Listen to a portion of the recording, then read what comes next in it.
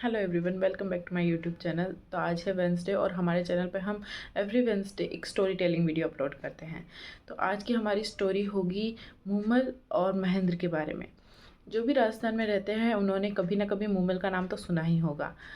कुछ लोगों को उनके बारे में पता है और कुछ लोग नहीं जानते कि मूमल कौन थी, कहाँ से थी।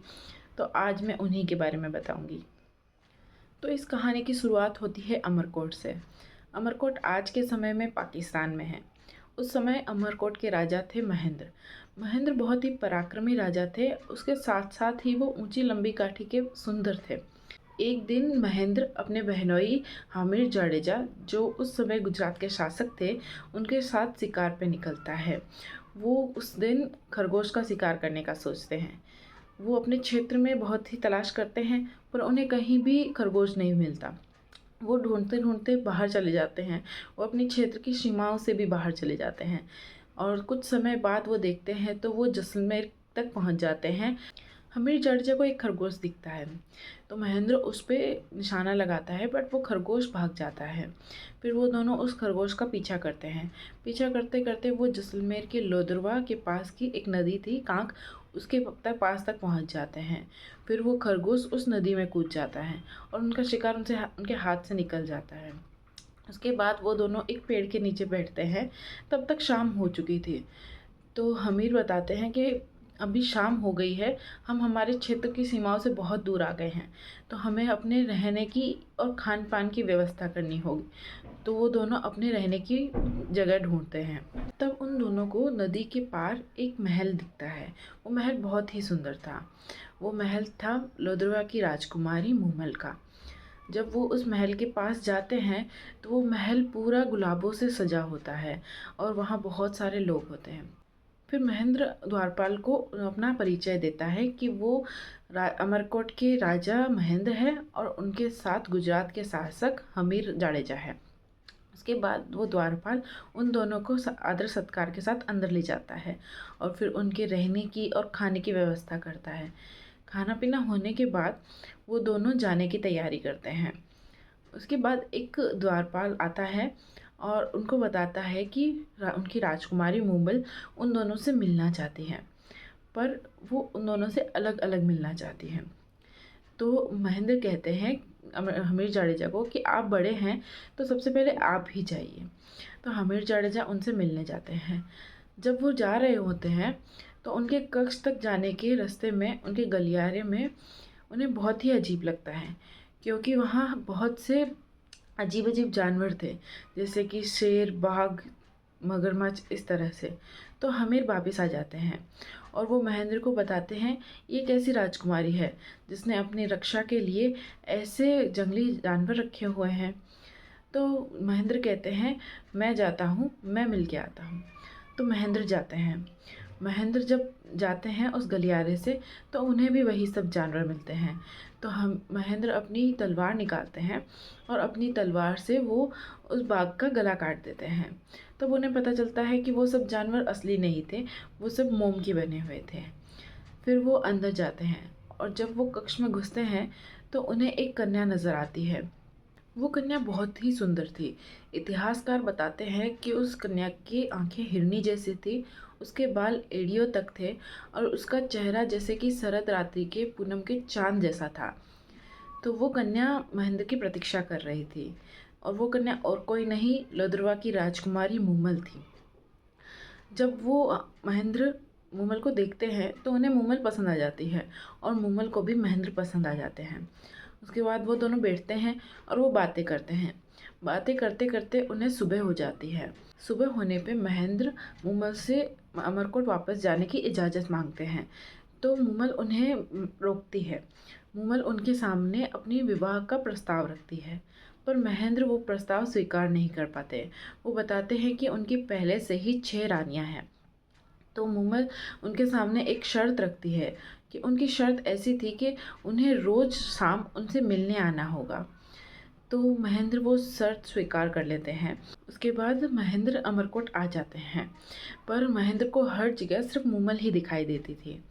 पर उसके बाद उनके मन में ये चिंता थी कि वो रोज़ रात को कैसे लोदरवा जा पाएंगे इतनी दूर तक।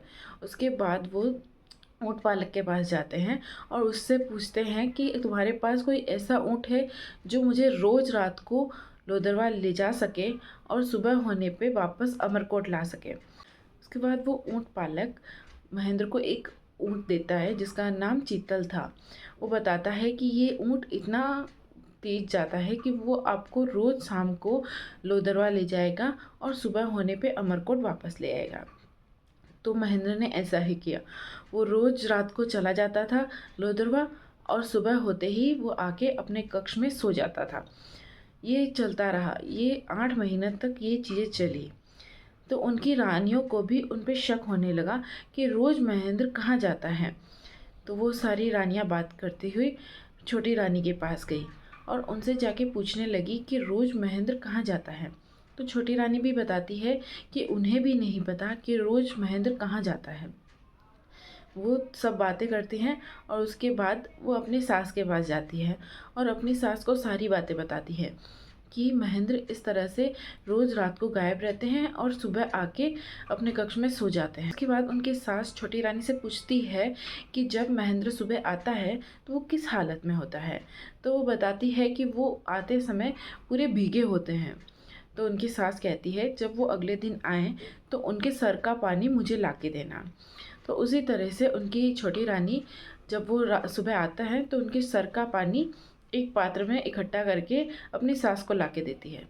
तो वो उस पानी को चखती है तो उनकी सास को पता चल जाता है कि ये पानी काक नदी का है और उन्हें समझ आ जाता है कि उनका बेटा लोदरवा की राजकुमारी जिनके चर्चे हर जगह है उन्हीं के पास जाता है। जब रानियों को ये सब पता चलता है तो वो रानियाँ जाके उनके जो ऊँट था चीतल उसको जहर दे देती है और वो ऊँट मर जाता है। जब महेंद्र उस ऊँट के पास जाता है और उसको वो मरा मिलता है तो महेंद्र को चिंता होने लगती है कि वो अब कैसे मुगल से मिलने जाएगा। तो वो वापस उस ऊँट पालक के पास जाता है और उससे उसी तरह का एक ऊँट मांगता है। तो वो ऊँट पालक कहता है कि उसके पास ऐसा दूसरा कोई ऊँट तो नहीं है बट ऐसी ही एक ऊँटनी है जो कि बहुत ही तेज़ जाती है। वो आपको रात को वहाँ ले तो जाएगी और सुबह ले भी आएगी, पर उस पर कभी भी वार मत करना। अगर आपने उस पर वार किया तो वो आपको रेगिस्तान में भटका देगी। तो राजा ये बात मान लेता है और उस ऊँटनी को ले जाता है। तो जल्दी जल्दी में वो राजा उस ऊँटनी पे वार कर देता है और उसी तरह वो ऊँटनी उसको वहाँ भटका देती है रेगिस्तान में। और दूसरी तरफ मूमल महेंद्र का इंतज़ार कर रही थे अपनी सखियों के साथ। तो उसकी जो छोटी बहन थी सुमल वो एक पुरुष का वेश ले लेती है और वो सब खेलते हैं। खेलते खेलते मूमल और सुमल एक साथ सो जाती है और उस समय सुमल ने वो पुरुष के वस्त्र नहीं निकाले थे। महेंद्र जैसे तैसे महल पहुंचता है। वो सीधा ही मुमल के कक्ष में जाता है और वो देखता है कि एक पुरुष मुमल के साथ सोया होता है। तो जो महेंद्र के हाथ में चाबुक होता है वो वहीं गिर जाता है, पर वो पुरुष कोई पुरुष नहीं था, वो सुमल थी। और उस समय महेंद्र का दिल टूट जाता है और वो वहाँ से मुमल से मिले बिना ही वापस चला जाता है। जब सुबह मुमल उठती है और वो देखती है कि उसका महेंद्र का चाबुक वहाँ गिरा होता है तो उसे पता चल जाता है कि महेंद्र आया तो था पर उससे मिले बिना ही चला गया और उसने सुमल को एक पुरुष ही समझा होगा। महेंद्र अमरकोट वापस चला जाता है और वो मुमल से नफरत करने लग जाता है और वो कभी भी वापस लोदरवा नहीं आता। मुमल उसका बहुत इंतज़ार करती है। उसके बाद मुमल उसे खत लिखती है, बहुत से खत लिखती है, पर उनकी रानियाँ वो खत कभी भी महेंद्र तक पहुँचने ही नहीं देती। उसके बाद मुमल निश्चय करती है कि वो खुद जाएगी अमरकोट और उन्हें उस रात की बात बताएगी। मुमल अपने कुछ सेवकों के साथ निकल जाती है और वो वहाँ पहुँचती है और एक पैगाम महेंद्र तक पहुँचाती है कि लोदरवा की राजकुमारी मुमल उनसे मिलना चाहती है। पर महेंद्र अभी भी उनसे नाराज़ था। तो वो उन्हें पैगाम लिखता है कि महेंद्र अभी बीमार है तो वो अभी नहीं मिल सकते उनसे। तो मुमल वहीं रात को रुक जाती हैं। अगले दिन सुबह होने पे वापस वो एक पैगाम भिजवाती है कि अब राजा महेंद्र कैसे हैं, क्या वो अब मिल सकते हैं। पर महेंद्र अभी भी नाराज़ था तो वो उसी तरह पैगाम वापस भिजवाता है कि वो अभी भी बीमार है और वो नहीं मिल सकते। इस तरह से बहुत से दिन बीत जाते हैं। फिर उसके बाद मुमल कुछ गाना बजाने वाले से वो कहानी बनवाती हैं और वो कहती हैं कि वो राजा के पास जाएं और वो गाकर बताए उनकी उस रात की कहानी कि उस दिन हुआ क्या था। तो उसी तरह से वो सब गाना बजाने वाले जाते हैं और जाके महेंद्र के सामने वो उनकी सभा में गाते हैं। उसके बाद महेंद्र को उस रात की बात पता चलती है, तो महेंद्र सोचता है कि इतने दिनों से मूमल उनका इंतज़ार कर रही है, तो शायद मूमल सच्ची होगी। पर महेंद्र हिचकिचाते हुए सोचता है कि एक बार उनकी आखिरी बार परीक्षा ली जाए। तो वो अपने एक दरबारी को बुलाता है और उसे कहता है कि मूमल के पास जाएं और उन्हें ये बताएं कि राजा महेंद्र को एक काले नाग ने काट लिया है और अब वो मृत्यु हो चुकी है उनकी। इसी तरीके से जब सुबह होती है तो वो दरबारी मूमल की रहने वाली जगह पे जाता है और उन्हें बताता है कि राजा को एक काले नाग ने काट लिया था और अब उनकी मृत्यु हो चुकी है। ये सुनने पे मूमल को एकदम धक्का लगता है और वो गिर जाती है और गिरते ही वो अपने प्राण त्याग देती है।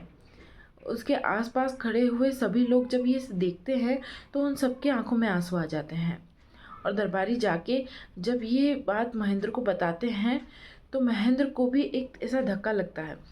तो उसके बाद ये सब सुन के और उन्हें पता चलता है कि उनकी एक शर्त के कारण मूमल जो उनके लिए इतनी दूर आई थी और अब उनकी मृत्यु हो गई है, तो महेंद्र पागल हो जाता है। कुछ समय वो ऐसे ही उनकी याद में पागल रहते हैं और उसके थोड़े समय बाद वो मर जाते हैं। तो ये कहानी थी मूमल और महेंद्र की, किस तरह से कुछ गलतफहमियों के कारण उन दोनों की मृत्यु हो गई। तो यहाँ महेंद्र और मूमल की कहानी ख़त्म होती है।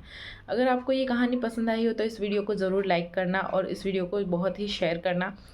आपको इस तरह से और भी कहानियाँ देखनी हो तो आप हमारे चैनल को सब्सक्राइब कर सकते हैं। तो फिर मिलते हैं दूसरे वीडियो में। आज के लिए बाय बाय।